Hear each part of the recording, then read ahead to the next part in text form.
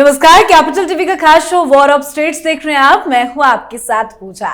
इसमें अब कोई दो राय नहीं कि हरियाणा और जम्मू कश्मीर विधानसभा चुनाव के नतीजों का असर बाकी के स्टेट्स में भी जबरदस्त पड़ने वाला है। चुनाव के नतीजों ने कांग्रेस के अस्तित्व और राहुल गांधी के मोहब्बत की दुकान पर ताला लगा दिया है।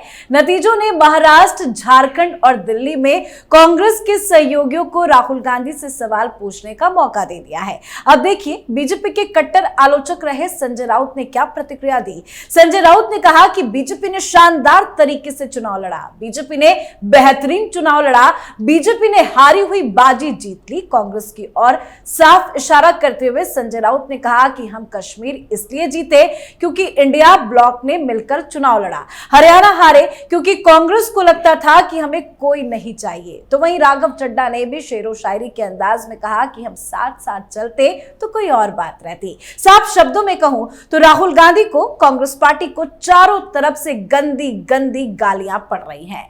तो जम्मू कश्मीर और हरियाणा विधानसभा चुनाव के नतीजों का असर बाकी के राज्यों में अब क्या पड़ेगा, आज इसी पे चर्चा करेंगे। मेरे साथ स्टूडियो में मौजूद हैं कैपिटल टीवी के editor in chief doctor Manish Kumar और एग्जीक्यूटिव एडिटर राजीव जी। सर, आप दोनों का बहुत बहुत स्वागत है। धन्यवाद। सर, हरियाणा और जम्मू कश्मीर चुनाव के नतीजों की चर्चा तो चारों तरफ से हो रही है, लेकिन इसके नतीजों का इम्पैक्ट बाकी के राज्यों में जहां जहां चुनाव होने हैं वहां पे क्या पड़ता दिखाई दे रहा है? देखिए, साफ साफ 4 राज्यों पे इसका असर दिख रहा है जी। अभी 24 घंटे भी नहीं बीते हैं, लेकिन 4 राज्यों में कांग्रेस पार्टी के ऊपर विपत्ति आ गई है। पहला राज्य है महाराष्ट्र, दूसरा राज्य है झारखंड जहां अभी चुनाव होने वाले हैं, और ठीक इसके बाद दिल्ली में चुनाव होने वाला है फरवरी से पहले, मतलब ये समझिए दिसंबर तक में चुनाव की घोषणा वगैरह सब हो जाएगी।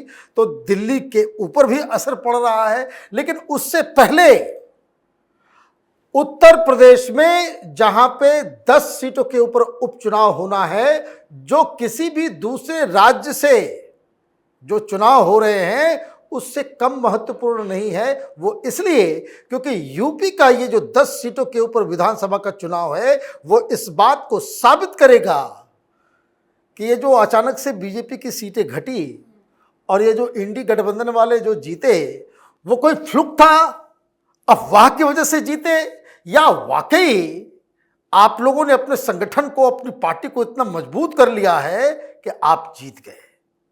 ये 4 राज्य, अब हुआ ये कि जब तक रिजल्ट के पूरी तरीके से उसकी घोषणा होती कि नहीं, कि उद्धव ठाकरे ने वहां से वाहन चला दिया, भेज दिया अपने 2 प्रवक्ताओं को कि जाओ जरा सा राहुल गांधी को लेफ्ट राइट सेंटर जो है जरा चमका के आओ। उन्होंने कहा कि भाई देखिए, राहुल गांधी को अब फिर से सोचना पड़ेगा कांग्रेस पार्टी को। 2 चेतावनी दी गई है, 2 सवाल पूछे गए हैं कि पहले एक बात बता दो कि चीफ मिनिस्टर की घोषणा करोगे या नहीं करोगे। 1 मतलब उद्धव ठाकरे का नाम आगे बढ़ाओगे या नहीं बढ़ाओगे, तो बताओ और जल्द से जल्द इसकी घोषणा करो ताकि हम कोई दूसरा रास्ता देखें फिर। और दूसरा सवाल यह किया गया है कि क्या राहुल गांधी, कांग्रेस पार्टी ये साफ करे कि क्या वो अकेले चुनाव लड़ना चाहते हैं महाराष्ट्र के अंदर, और अगर अकेले चुनाव नहीं लड़ना चाहते हैं, अब ये तो कल हो गया लेकिन मामला यहीं पे खत्म नहीं हुआ। सामना अखबार है जो उद्धव ठाकरे की पार्टी का मुखपत्र है, उसमें लिखे हुए बयान को आप समझिए कि ऑफिशियल बयान है वो। उसमें एक और बात हो गई, उसमें कह दिया कि देखिए प्रधानमंत्री मोदी ने, भारतीय जनता पार्टी ने जबरदस्त जीत दर्ज कराई है। मतलब उधर भी रास्ता खोल दिया। राजनीति में कब क्या हो जाए कोई ठीक नहीं है, क्योंकि महाराष्ट्र के अंदर यह भी बात चल रही है कि यूनाइटेड शिवसेना होनी चाहिए, बहुत सारा आइडियोलॉजिकल प्रॉब्लम हो रहा है। तो ये आप समझिए कि आप चुनाव हरियाणा का तो हारे ही हारे, you lost your face value. Congress party का दम्भ, अहंकार, अकड़, हिकरी एक साथ जो है वो खत्म हो गया। बिल्कुल, महाराष्ट्र वाकई में बहुत इंपॉर्टेंट स्टेट भी है। कुछ ही दिनों में चुनाव की तारीखों का भी ऐलान सर हो जाएगा, लेकिन अब जो नतीजे हरियाणा और जम्मू कश्मीर क्या है, वहां पे महाराष्ट्र में इसका असर कैसे देखा जा सकता है? देखिए, महाराष्ट्र में असर दिखना शुरू हो चुका है। कांग्रेस का मोरल डाउन और उद्धव ठाकरे इसका फायदा उठाने की कोशिश कर रहे हैं कि सीएम का चेहरा बताने का मतलब है कि आप उद्धव ठाकरे को सीएम का चेहरा नहीं बनाएंगे। किसे बनाएंगे? कांग्रेस अपने उम्मीदवारों में से किसी एक को बनाए, कांग्रेस टूट फूट के बिखर जाएगी, क्योंकि वहां तो अभी 3 विजिबल कैंडिडेट कांग्रेस के पास हैं। पृथ्वीराज चौहान भी है, पूर्व मुख्यमंत्री हैं, उनके बाद नाना पटोले हैं और फिर बाला साहब थोराट हैं। ये 3 तो ऐसे चेहरे हैं जो एक दूसरे को देखना नहीं चाहते। इस मामले में अगर किसी का नाम आगे आया तो हरियाणा से भी बुरी स्थिति हो जाएगी वहां। जैसे हरियाणा में बिना चेहरे के भी कुमारी शैलजा, सुरजेवाला, सब लोगों ने मोर्चा खोल लिया कि अनऑफिशियल ही सही आप हुड्डा परिवार के साथ चल रहे हो। तो इसलिए वहां पर यह पहली परेशानी शुरू हो गई। भारतीय जनता पार्टी वहां अभी से ही बैटिंग करनी शुरू कर दी। भूपेंद्र यादव सीधे हरियाणा गए, हरियाणा से राजस्थान गए और 2 दिन के लिए मुंबई में मीटिंग करने पहुंच गए। ये वहां पर किस तरीके से भारतीय जनता पार्टी बैटिंग कर रही है, क्योंकि उसका मोरल बहुत हाई हो चुका है। और दूसरे तरफ उद्धव ठाकरे कह रहे हैं कि सबसे बड़ी पार्टी की बात कर रहे थे, ये कह रहे थे कि हम 150 से कम सीटों पर मानेंगे नहीं।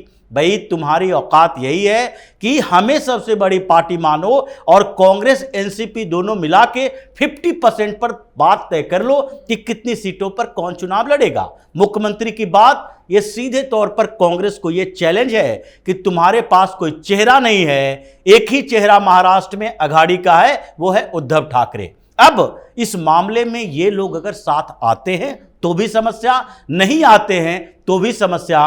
कांग्रेस जो इस समय ओवैसी के साथ साठगांठ कर रहा था, ये कांग्रेस के नेता ये भी सोच रहे थे ओवैसी को साथ में लाए नहीं लाए, और अगर लाए तो उद्धव ठाकरे को उकसाने के लिए लाए। ये सारे प्रोपेगेंडा और छल प्रपंच जो कांग्रेस और एनसीपी मिलकर कर रही थी, ये दोनों का छल प्रपंच खत्म हो चुका है। उद्धव ठाकरे अभी इस स्थिति में है कि अब हम इन लोगों को दबाएंगे, उसका प्रभाव अब दिखना शुरू मतलब महाराष्ट्र में भी लड़ाई जबरदस्त है। बात दिल्ली की करें तो राघव चड्ढा भी बड़ा शेरो शायरी के अंदाज में कटाक्ष कर रहे हैं कांग्रेस पार्टी पे, और आम आदमी पार्टी ने ये ऐलान भी कर दिया है कि वो विधानसभा का चुनाव अकेले लड़ेगी। यही तो है, केजरीवाल तो सोचता कुछ है, करता कुछ है, बोलता कुछ और ही है।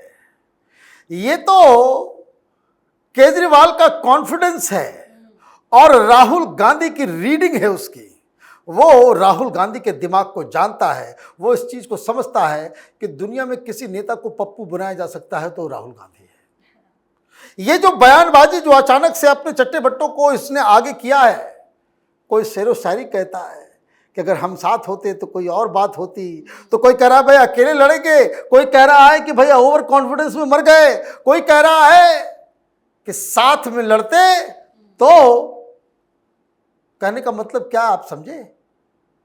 केजरीवाल निमंत्रण पत्र भेज रहा है कि अब स्थिति खराब हो गई है, हम तो जेल से हो आए, हमारी भी साख खत्म है, सब कुछ खत्म है, वोट बटेगा तो हम हटेंगे, हम हारेंगे तो बीजेपी जीत जाएगी, एक ही तरीका है साथ में आ जाओ। लेकिन साथ में आने की शर्त कौन तय करेगा? वो केजरीवाल मैं करूंगा। दिस इज हिज स्ट्रैटेजी कि भाई आप जो है, और मैं आपको बता रहा हूं वो करता क्या है। वो राहुल गांधी के दिमाग को इतना तरीके से उसने पकड़ रखा है कि वो हर चीज में उसको ब्लैकमेल कर लेता है। नहीं, उसको इन्फ्लुएंस कर जाता है। कुछ तो उसके लेफ्ट लिबरल कबाल के लोग जो जेएनयू टाइप के हैं, जो राहुल गांधी के सलाहकार बने हुए हैं, वो लोग हैं। और ये भाई उसको तो फंडिंग आती थी वहीं से जहां से राहुल गांधी को दिमाग मिलता है अमेरिका में। और वो इसको देखिए, दिल्ली चुनाव अभी लोकसभा में क्या कहा था इसने कि हम 7 सीटों पे अकेले लड़ेंगे। यही कहा था ना कि 7 सीटों पे हम अकेले लड़ेंगे, कांग्रेस की जरूरत नहीं है। कांग्रेस को वोट देने का मतलब है वोट बर्बाद करना, नाले में वोट देने के बराबर हो जाएगा। लेकिन फिर भी क्यों हुआ? क्योंकि आप कांग्रेस के साथ निगोशिएट किए, आप 6 से शुरू किए और 4 पे आ गए। ये कांग्रेस पार्टी की बुद्धिहीनता समझिए कि पिछली बार लोकसभा के चुनाव में अरविंद केजरीवाल की आम आदमी पार्टी से ज्यादा वोट्स लेकर के आई थी कांग्रेस पार्टी। ज्यादातर जगहों पे नंबर 2 रही थी कांग्रेस पार्टी, और आप फिर भी कॉम्प्रोमाइज कर गए। उससे पहले चलते हैं भाई, ये हरियाणा का चुनाव भी आप देख लीजिए। सबसे पहले किसने घोषणा की हरियाणा में अकेले लड़ेंगे? कांग्रेस पार्टी ने नहीं की, ये गोपाल राय ने किया कि हम अकेले लड़ेंगे, ये हरियाणा में हम साथ में नहीं लड़ेंगे। लेकिन फिर ऐसी क्या बात हो गई कि राहुल गांधी अपनी ही मीटिंग में कह रहे हैं कि केजरीवाल के साथ गठबंधन का ऑप्शंस तलाशो। वो तो कानूगोलू का सर्वे और कॉन्फिडेंस हुडा साहब का कि हमें किसी की जरूरत नहीं, 70 सीट आ रही है। और जरा सा इनको ये समझ में आता उल्टा पुल्टा तो वो आप कांग्रेस पार्टी जाती तो वो कहते कि भाई हमको 15 दो। और ये जो अलग अलग प्रकार से ये जो बातें कही जा रही है वो इसलिए कि गठबंधन के लिए आपको चारा दिया जा रहा है, जाल बिछाया जा रहा है। राहुल गांधी फंसे नहीं कि फिर इसमें ये टर्म एंड कंडीशन रख देना है कि भाई 70 में से 10 सीट से ज्यादा नहीं देंगे। That's it, that's it. क्योंकि उसको मालूम है कि कांग्रेस पार्टी अगर रिवाइव कर गई तो आम आदमी पार्टी सड़क पे आ जाएगी, सिंगल डिजिट में जाकर के फंस जाएगी आम आदमी पार्टी अगर अपने आप को कांग्रेस पार्टी रिवाइव करती है। तो ये जो बयानबाजी केजरीवाल की तरफ से किया जा रहा है वो कांग्रेस पार्टी से दूरी बनाने के लिए नहीं, यही तो चक्कर है। केजरीवाल की बातों पे आप हल्का सा भी यकीन कर लिए उसके बयानों पे तो आप हमेशा धोखा। लेकिन राहुल गांधी तो फंसे हैं, और राहुल गांधी सिर्फ महाराष्ट्र और दिल्ली में नहीं फंसे हैं, यूपी में भी बुरे फंसते नजर आ रहे हैं, क्योंकि उपचुनाव भी होना है और अखिलेश यादव ने 10 में से 6 प्रत्याशियों का ऐलान कर दिया। अखिलेश यादव ने राहुल गांधी को कैसे यूपी में फंसा दिया? देखिए, जिस तरीके से कांग्रेस अखिलेश यादव के साथ नेगोशिएशन कर रही थी और ये बोल रही थी कि 5 सीटों पर तो हम चुनाव लड़ेंगे ही लड़ेंगे, और कुछ सीटों की लिस्ट भी भेजी थी कि आपको समझौता करना है तो इन सीटों पर हमारे साथ समझौता कीजिए। उसमें मिल्कीपुर भी सीट थी शामिल कि आपने लोकसभा चुनाव में अयोध्या से जीत हासिल की है, लेकिन मिल्कीपुर सीट हमें दे दीजिए और हम इस पर चुनाव लड़ेंगे इंडी अलायंस की तरफ से। ऐसा नहीं है कि कांग्रेस का कैंडिडेट होगा तो सिर्फ कांग्रेस की बात होगी, इंडी अलायंस की बात होगी। कम से कम हमें मौका तो मिले उत्तर प्रदेश में अपने आप को साबित करने का। वो डिमांड तो खत्म हो गई। उसके बाद ये जो 5 सीटें मांग रहे थे, अखिलेश यादव ने कहा 2 सीटें हम मैक्सिमम दे सकते हैं। अब हरियाणा में चुनाव का परिणाम आया और अभी उपचुनाव की घोषणा नहीं हुई है, तो अखिलेश यादव क्या इंतजार कर रहे थे हरियाणा के चुनाव के परिणाम का कि हरियाणा में चुनाव का परिणाम आए, जैसे ही कांग्रेस हारे वैसे ही हम प्रत्याशियों की घोषणा कर दें। और उसके बाद ये भी हो गया, उन लोगों ने ये भी चलाया कि अगले 3 सीटों पर समस्या क्या है, समाजवादी पार्टी के पास उम्मीदवार ज्यादा है। एसटी हसन भी चुनाव लड़ना चाहते हैं, पूर्व सांसद हैं, तो वहां पर दूसरे प्रत्याशी भी हैं। इरफान सोलंकी की बीबी को उन्होंने तो प्रत्याशी बना दिया, लेकिन दूसरे सीटों पर जहां जहां प्रत्याशी बनाना है वहां हमारे पास 4-4, 5-5 बड़े नेता हैं, तो अभी उस पर विचार किया जा रहा है। इसका मतलब उसने कांग्रेस को साफ तौर पर कह दिया अभी 1-2 सीटें ऐसी है जिस पर उम्मीदवार हम बाद में घोषित करेंगे, इस पर मानना है तो मानो, नहीं तो जाओ, उस पर भी हम आगे उम्मीदवार घोषित कर देंगे। जी सर, बहुत बहुत धन्यवाद सर आप दोनों का। धन्यवाद। तो हरियाणा में चुनावी नतीजे आते ही अखिलेश यादव ने विधानसभा उपचुनाव की 10 में से 6 सीटों पर अपने प्रत्याशियों का ऐलान कर दिया। सपा ने जिन 6 सीटों पर प्रत्याशियों की घोषणा की है उनमें मझावा और फूलपुर भी शामिल है। इन सीटों पर उम्मीदवारों के नाम का ऐलान कर अखिलेश ने एक तरह से कांग्रेस को दबाव में लाने का काम किया है। तो महाराष्ट्र में भी कांग्रेस के सहयोगी राहुल गांधी पर बरस रहे हैं, झारखंड में भी खेल बिगड़ता नजर आ रहा है, तो दिल्ली में भी आम आदमी पार्टी ने अकेले चुनाव लड़ने का ऐलान कर दिया है। मतलब साफ है कि इस चुनाव के नतीजों का असर बाकी राज्यों में भी जबरदस्त पड़ने वाला है। तो इस पर आप अपनी राय कमेंट कर लिखें। देखते रहिए कैपिटल टीवी। नमस्कार।